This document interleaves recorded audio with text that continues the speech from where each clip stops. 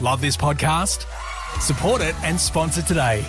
Simply head to ozcastnetwork.com for details. Frank Pangello has arrived. His Honourable Frank Pangello. Well, at least for the next 2 years, Jeremy. Oh, God, yes.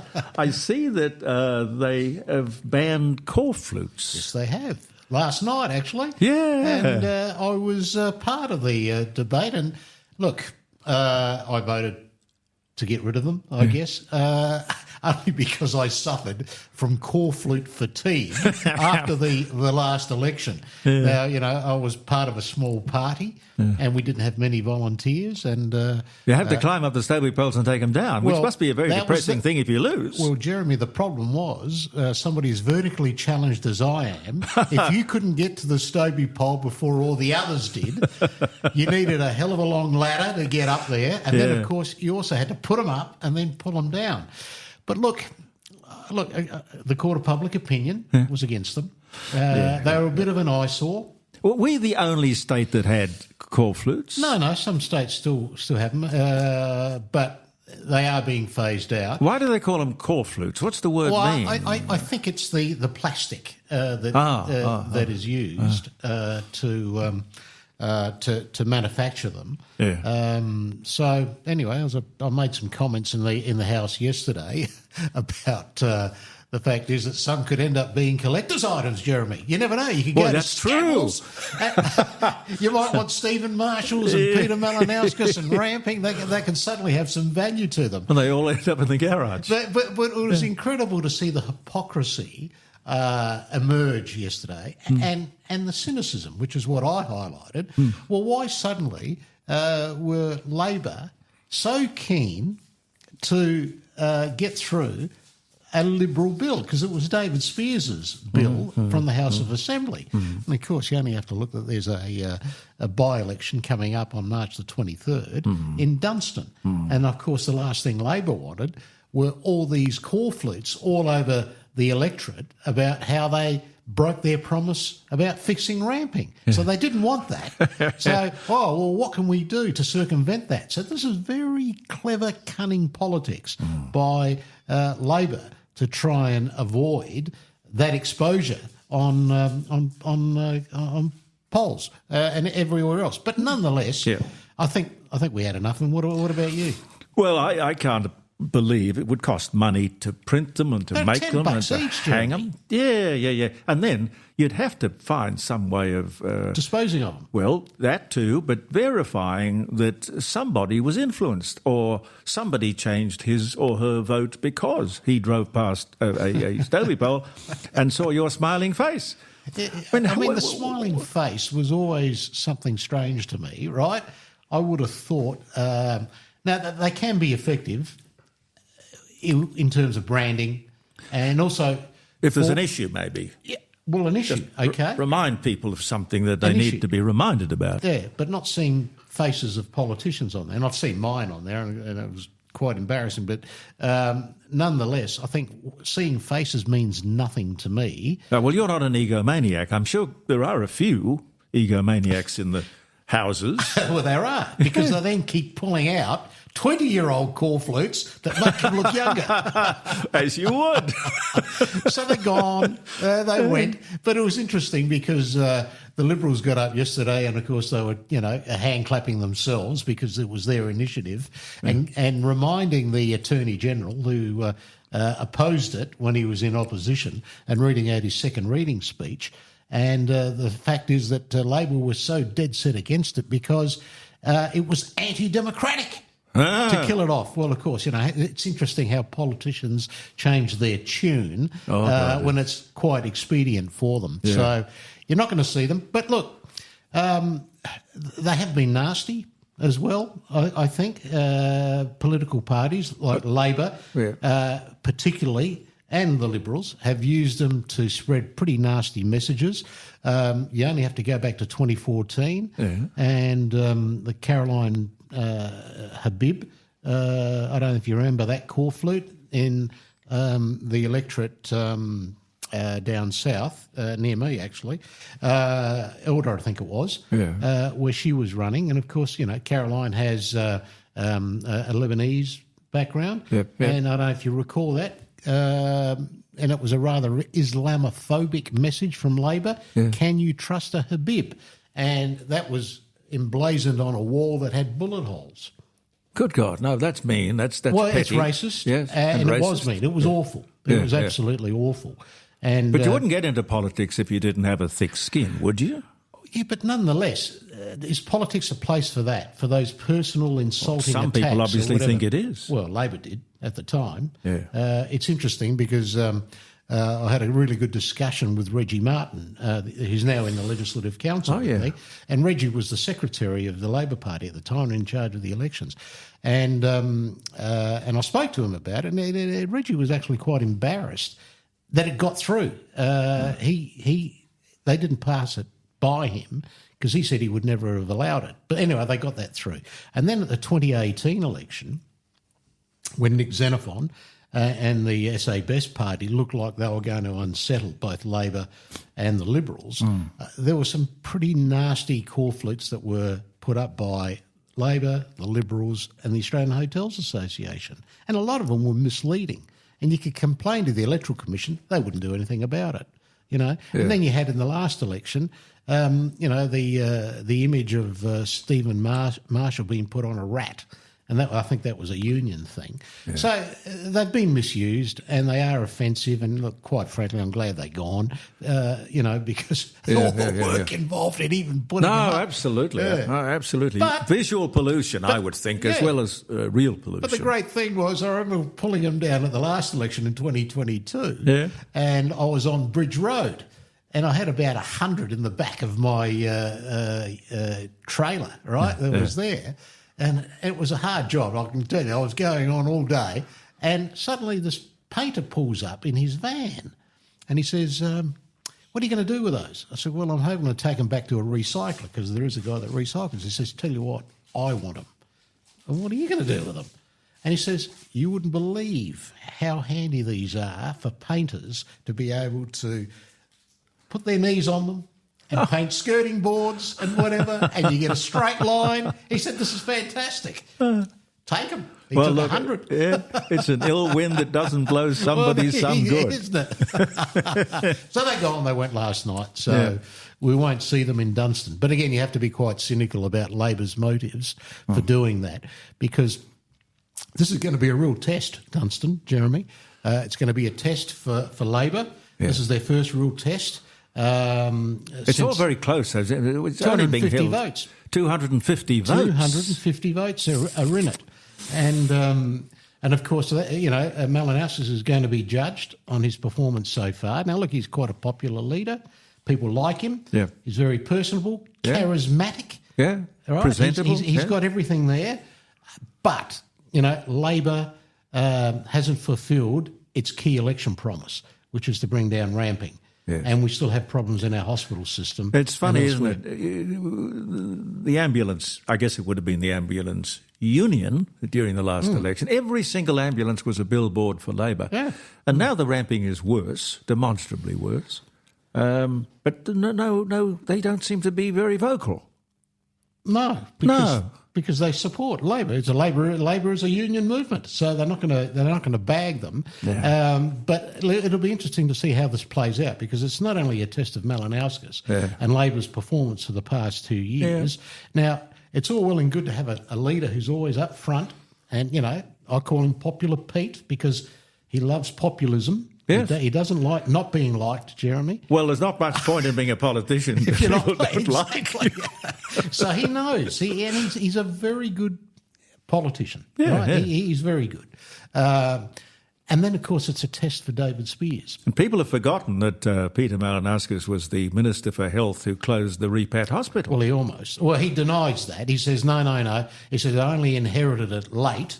It was something that Jack Snelling and the others with Transforming Health had tried to sneak in. Well, we never knew what it was being transformed to. Well, it was going to be sold off for housing and whatever. Oh, yeah. It was appalling. I live right near the Repat, Jeremy, and I've been in there and visiting people in there. It's magnificent now, and it's getting better, and it's fantastic that they saved that facility, because we need hospitals. Yeah. Who were those two people? I was trying to think the other day.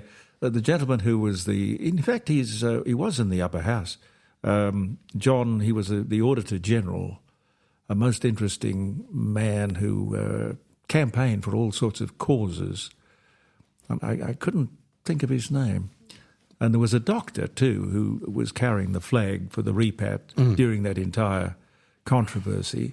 I think he was a heart doctor. I can't recall He it. was the kind of go-to guy when you wanted a different opinion, a positive opinion about keeping the repat.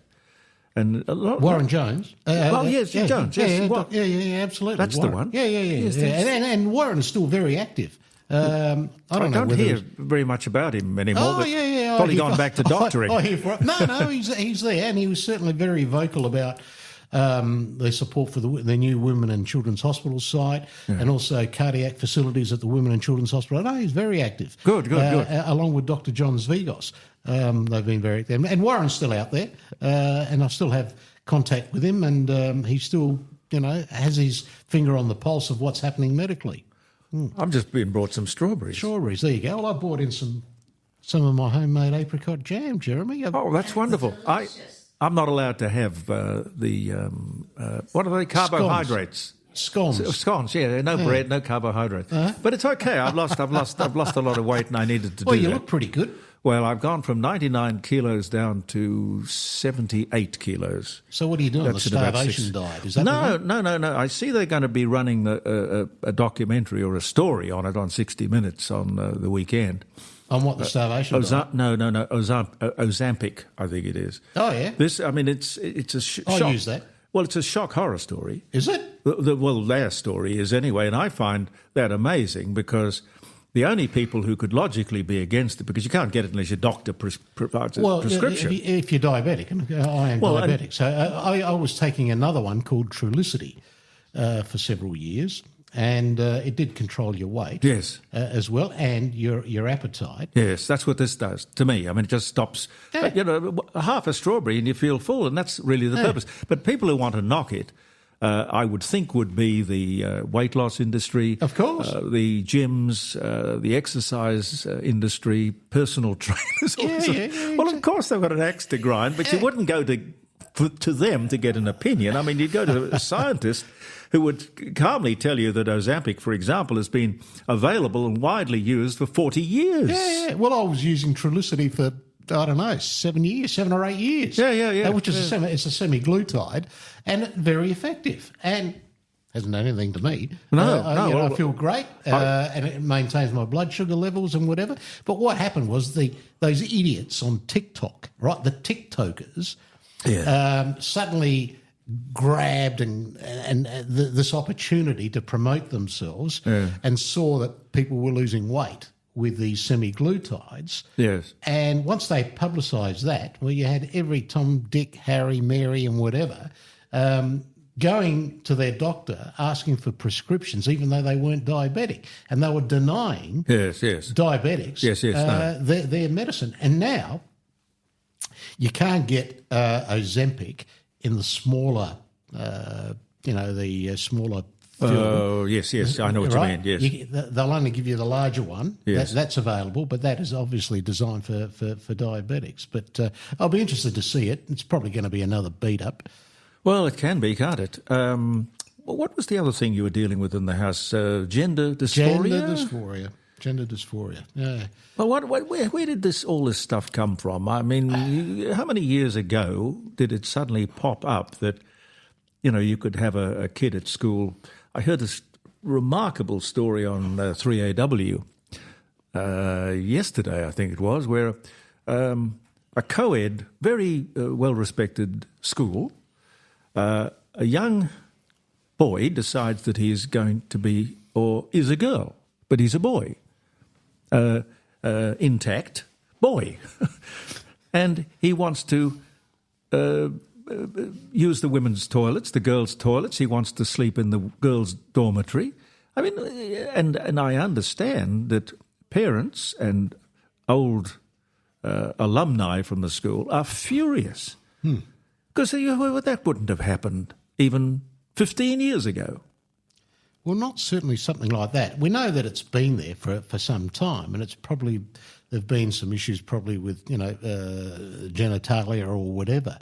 But this has been a sudden phenomena, and particularly, it coincides with social media, of course. And much of this could well be influenced by what goes on social media, and also, particularly with young kids, in their school, right? And also the education system, because the education system is pushing all this gender equality stuff and everything like that. And, this topic will come up and confuse people. But look, for the last 12 months, Jeremy, I don't go into anything lightly without actually looking into it before I decide to take it on as an issue.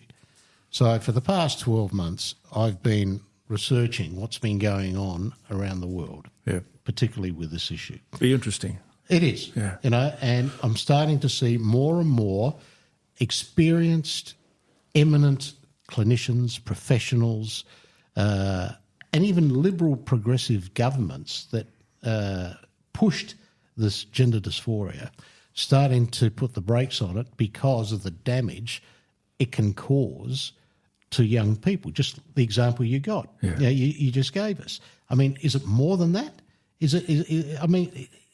It must ring an alarm bell in somebody that says, well, hang on, you can't possibly, if your full appearance is a male, suddenly think you're a girl. But where would that come from? Well, I think up here, right? I think you have to look at all those aspects. But you don't treat that physically. You'd have to treat that as a mental problem. This is the problem, Jeremy, what they've been doing, right? Yeah. And, of course, you have the trans activists that are continuing to push this phenomena without looking at the medical evidence.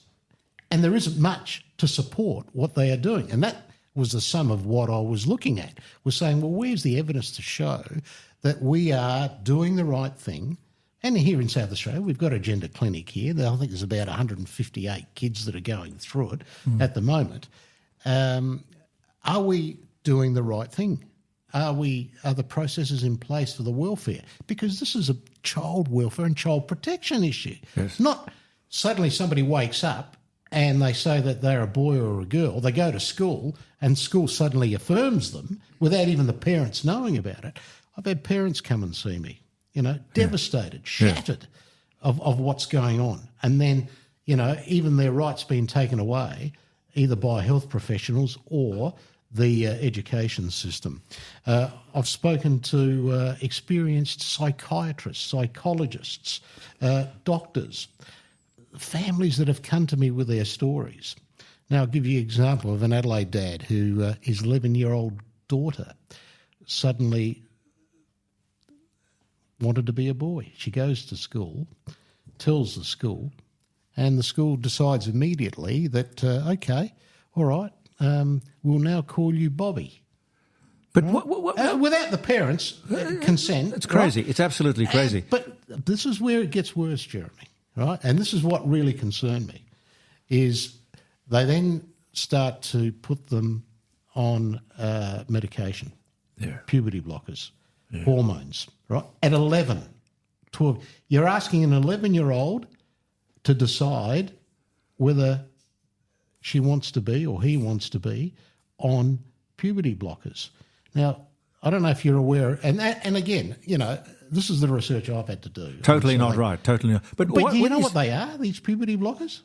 I'll tell you what they are. Hormones, I guess. Yeah, but they are drugs designed to castrate adult pedophiles, rapists, and whatever. That's what it is. It's a castration drug. Chemical castration. Yeah.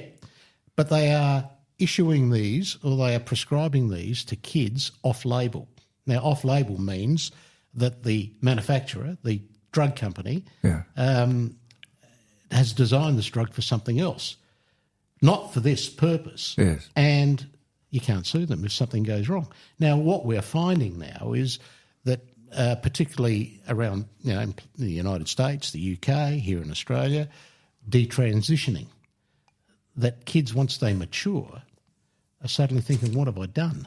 because these drugs sterilise them. But you can't make up your mind about something as serious as this at the age of 11. But where did the idea, you say, wakes up one day and suddenly, but people don't, an 11-year-old wouldn't have that pop in his or her mind. It must have come from social media peer pressure at school, who knows how it came, what they've been reading, what they've been seeing. Weird. So what I'm saying is that there are other alternatives for treatment before you actually go down this path. Yes. So my intent was to create a parliamentary inquiry to see what we are doing and see, if the welfare of children are being looked after and whatever.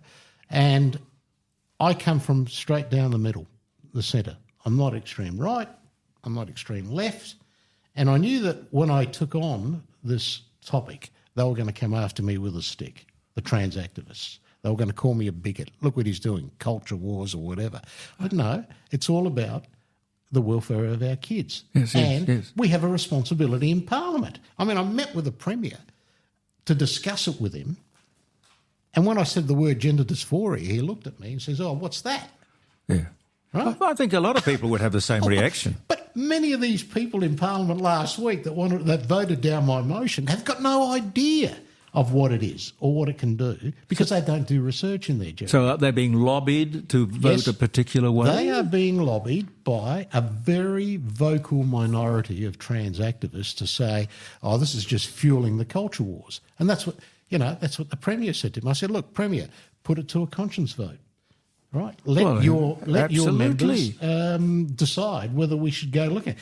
He tells me, "Oh, look, it's something we don't look at. It's not our area in Parliament to look at, health or, medical stuff like this." And I said, "What are you talking about?" I said, "Parliament is there." Makes laws. Exactly, right? Like these puberty blockers and whatever, right? And for our education system and our health system. So what did he end up saying? Well, he told me, he said, and I'll, excuse me, people out there, but he said, "I don't want this to turn into a shit show over culture wars." I said, "Well, Premier, it's not." And I can give you that assurance as the presiding member. There was no way I would let it deteriorate to that. I think we need to learn more about what's going on. Absolutely. If you're going to make laws about these things, you've got to educate them if you can. Yeah. Now, he got rolled by the hard left in the Labor Party, Chris Picton, Susan Close particularly, right? Yeah. And they just rolled him in cabinet.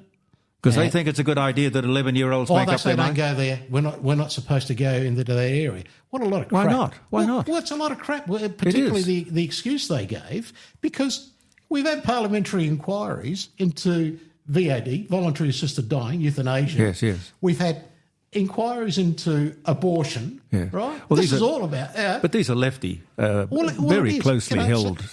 So we've had abortion, we've had VAD, we've had, No, I get the picture. Yeah, you know what I'm saying. Yeah. All right? We've done all that. Yes. What's so different about this? Well, this is obviously an area of great sensitivity to the people of the left. Well, it is, right? And Tammy Franks got up to speak against the motion. She was the only one so far. And all she talked about was the culture wars and that it was going to harm... What exactly what is a culture war?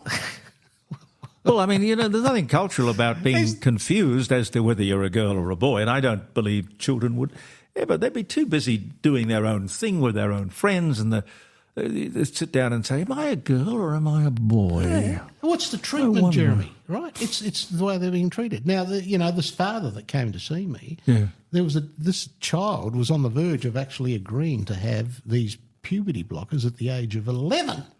Right? Yeah, well, it's outrageous that an 11-year-old would be asked to make a decision like that. Well, you can't. They're not mature enough. There's no way. No. But anyway, during the week he called me and I had a discussion with him. He said to me, "Frank, you wouldn't believe what's happened. That, she came and saw me a few weeks ago and she said she regretted what she had said. She believed that she was pressured into it. It was peer pressure. And anyway, she's now back to her normal name and she's now going into puberty and enjoying being life a girl. as a teenage girl." right? Yes. So this is what happens. So this is the sort of thing we want to look into. And it's our responsibility to be able to do that because we are there framing laws. We're there to represent our communities and whatever. But what really gave me, the irrits, was people accusing me of doing this to fan culture wars and whatever. It's not. And, Tammy Franks got up and that's what she did. Yeah. And all she did was speak about the harm that this inquiry could do to those kids. Yeah. Right? She did not speak at all about the medical evidence, the growing evidence around the world and moves by professionals that are saying, whoa, we need to put the brakes on this. Yeah. Even the World Health Organization has put out a statement about gender affirmation saying we need to start having a review of this. The UK had a massive inquiry, right, by Dr. Hilary Cass, and they had to reform their Tavistock gender clinic. So they did that. The Netherlands are now moving to have another look at it. So in the United States, the detransitioners who've been harmed by this are now suing the doctors, for what happened to them. I spoke to Jay, a girl who's now detransitioning, and she told me the horrendous experience that she went through. One opinion said, go and do this. Go and transition, do this. Now, of course, she's regretful and is trying to detransition, and now she's actually suing the psychiatrist. But her story was powerful. I've had parents, professionals. I mean, Jeremy, it's an issue that is there. You do not want to hide it. No. I mean, but this is the left, right? This is the same left of the Labor Party that managed to, for instance, stop people silently praying near abortion clinics in Adelaide. Right, silently praying. I mean, this is where it's going. Yeah, no, look, I think it's crazy. The last line of defence and common sense has got to be you guys making the laws and passing the laws. I mean, it's ridiculous that they're saying it's not to be discussed. Well, exactly, and you're always learning in this job, Jeremy. Always learning in this job, right? Great to see you. No worries. I'd love to talk to you a little more. I couldn't believe that. But look, I actually wanted to get the knife into Labor federally about what they did with these IR laws. I mean, can you believe the utter stupidity and incompetence? Boss can't ring the employee and the federal Labor, you mean? Yeah. Going to jail. Yeah. Now, Well, we're talking. We can't do that. But what they did in the Senate the other day, when the debate was going through, now it's much the same as what happens in the South Australian Parliament. When you're debating a bill, you've got the government there, and you've got all the others, but the government is obviously looking at all the amendments and how it's progressing. But somehow the Greens managed to sneak in an amendment that criminalised employers if they contacted their employee. After, I mean, it's just crazy. Well, it would never work in this business because people are talking to each other all the time, and that is really the way it has got to be. You can't say, oh no, the boss is not going to be able to ring his employee, and the employee can't ring. Yeah, after hours. I don't know that there are any after hours. We've got it won't be easy under Albanese. Well, here you go. Yeah, no. There's a collector's corflute. Yeah. That's Les provided that. Very, very good. Weak economy, weak leadership, and that's what we've had for the last 2 years. Yeah, terrible. Yeah, I totally agree with you. Worst Labor government in my memory. Well, in my memory, he's about like Gough Whitlam. It's totally ideologically driven. But they're incompetent. That's all that matters. But they're incompetent as well. And it doesn't make any sense. With everything, defence. Now you watch and see what's going to happen with the frigates. Now I've got unimpeachable sources that have told me we'll be lucky to build 3 frigates. And how many are we supposed to build? 9. 9. Okay. Right, good luck with that. And good luck with the Virginia class submarines at Port Adelaide. You and I will be long gone from this planet by the time we see one. But there are other issues there, right? Because we've got laws in place at the moment about nuclear energy that you can't have nuclear reactors here, for instance, right? Well, what do you think these submarines are? Big ones. Big nuclear reactors. So, I mean, it's just it doesn't madness. make any sense. Oh, yeah. It's like sort of we're not allowed to burn our coal, but we can sell it to the Chinese, who, guess what, will burn it. And what are they doing with the Chinese? Right? They are pandering. This is Labor pandering to the Chinese again. And here they are during the week. They sentenced an Australian to death. Yeah. And have you seen the reaction from Penny Wong and Albanese? Very, very gentle. It's terrible. Have you thought about a federal career after your state career? No, Jeremy. No? You've had enough? I might come here and borrow one of those mini saddles in your room there and ride into the sunset. Right. You know what? I think I'll come with you. Frank Pangello, ladies and gentlemen. Love this podcast? Support it and sponsor today. Simply head to AuscastNetwork.com for details.